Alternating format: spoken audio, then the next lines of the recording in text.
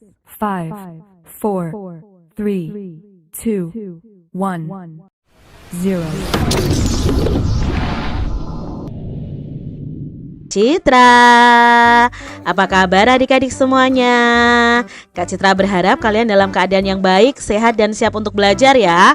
Hari ini kita akan belajar bersama-sama untuk mata pelajaran tematik kelas 2 di tema 5, pengalamanku, subtema 2, pengalaman di sekolah, pembelajaran yang keempat. Mari adik-adik yang hebat, kita belajar dengan penuh semangat. Adik-adik, Benny mendapat tugas dari sekolah. Benny harus membawa daun kelapa. Benny belum mengetahui kegunaannya. Ibu guru merahasiakannya. Tahukah adik-adik apa kegunaan dari daun kelapa? Nah, ini adalah daun kelapa adik-adik. Apa sih kegunaan dari daun kelapa ini? Salah satu kegunaan dari daun kelapa ini adalah dibuat ketupat adik-adik. Nah, ketupat seperti ini ya. Nah, untuk membuat ketupat ini ada cara-cara atau langkah-langkahnya seperti ini adik-adik.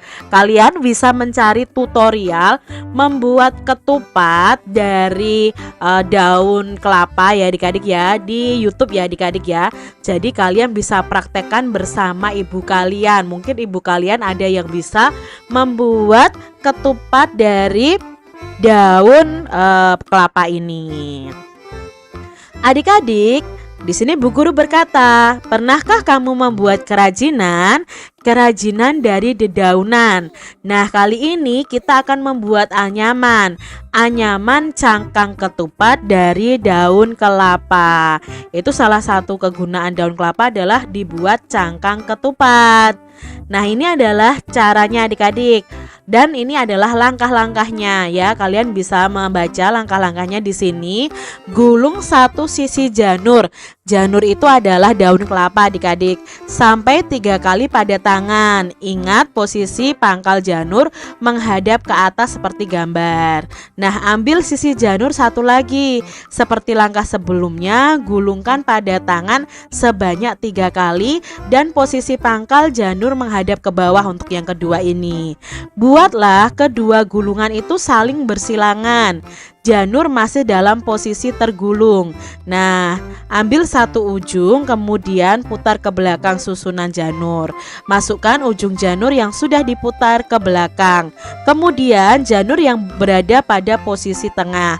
Teruskan anyaman sampai bawah dan lakukan langkah yang sama dengan janur yang satunya lagi. Nah, adik-adik, kan ini adalah teori untuk membuat cangkang ketupat. Nah, untuk prakteknya adik-adik bisa mencari video tutorial membuat cangkang ketupat. Hore, aku dapat membuat ketupat.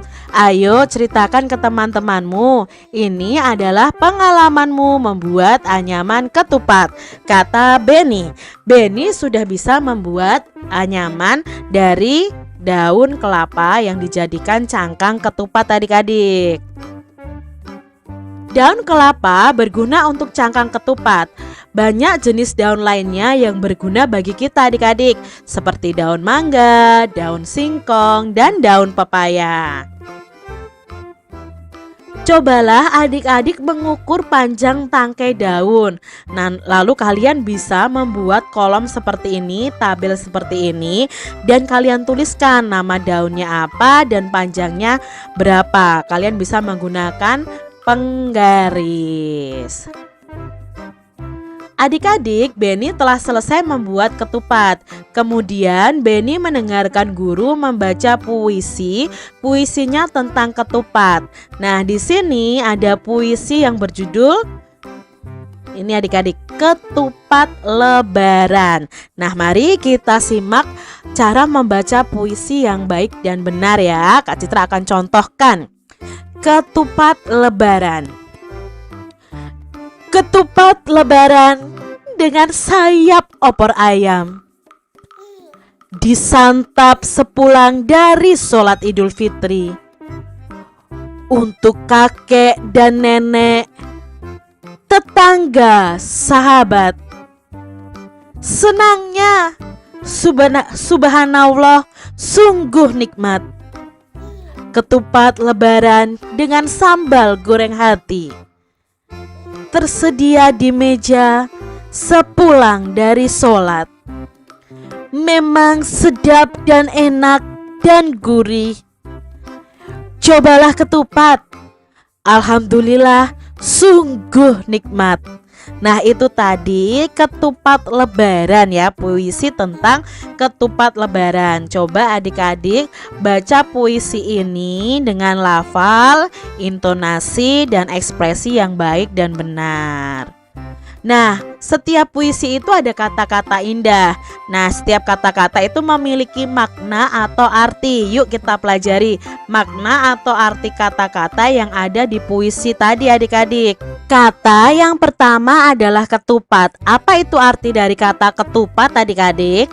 Nah, ketupat itu adalah dibuat dari beras yang dimasukkan ke dalam anyaman daun kelapa. Itu adalah arti dari kata ketupat. Lalu di puisi tadi juga ada kata opor. Nah, ini adalah gambar opor adik-adik. Apa ya arti dari kata opor ini?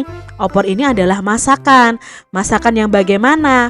Nah, opor adalah gulai ayam atau itik atau daging sebagainya yang berkuah santan kental. Jadi opor itu ada kuah santannya yang kental adik-adik. Itu pengertian dari opor. Lalu dalam bacaan tadi ada kata santap. Santap itu apa ya kalau dari gambar ini ya adik-adik ya? Santap itu artinya adalah memakan dan meminum. Itu adalah arti dari kata santap. Berikutnya ada kata nikmat. Makanan itu nikmat sekali. Misalnya seperti itu ya adik-adik ya. Apa sih sebenarnya kata nikmat itu artinya? Nikmat itu artinya enak atau lezat. Ada kata gurih.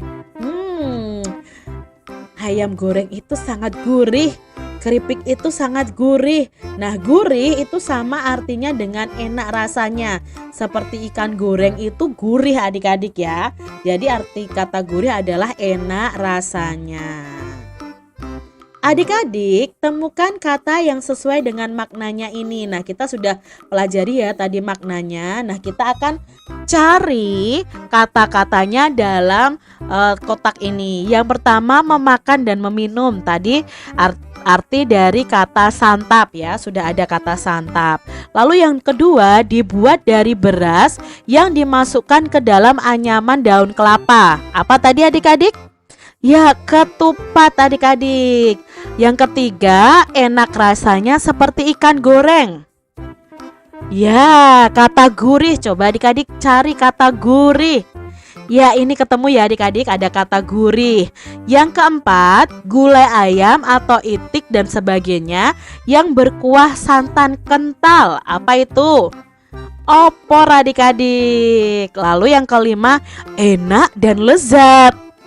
Ya, enak dan lezat itu adalah arti dari kata nikmat. Adik-adik, puisi adalah suatu karya sastra bahasa Indonesia yang kata-katanya itu indah, padat, dan kias. Nah, kias itu bukan makna sebenarnya adik-adik. Ciri-ciri puisi yaitu tadi menggunakan bahasa yang indah, kias, dan padat. Ditulis dalam bait-bait. Nah, tadi puisi tadi itu tidak ditulis dalam bait-bait ya adik-adik ya. Nanti kalian akan pelajari di kelas selanjutnya tentang membuat puisi dalam bait-bait yang ada. Nah, biasanya satu bait itu terdiri dari 4 baris. Cara membaca puisi itu berbeda dengan membaca kalimat biasa. Membaca puisi harus memperhatikan 3 hal, yaitu artikulasi atau lafal, intonasi, dan ekspresi.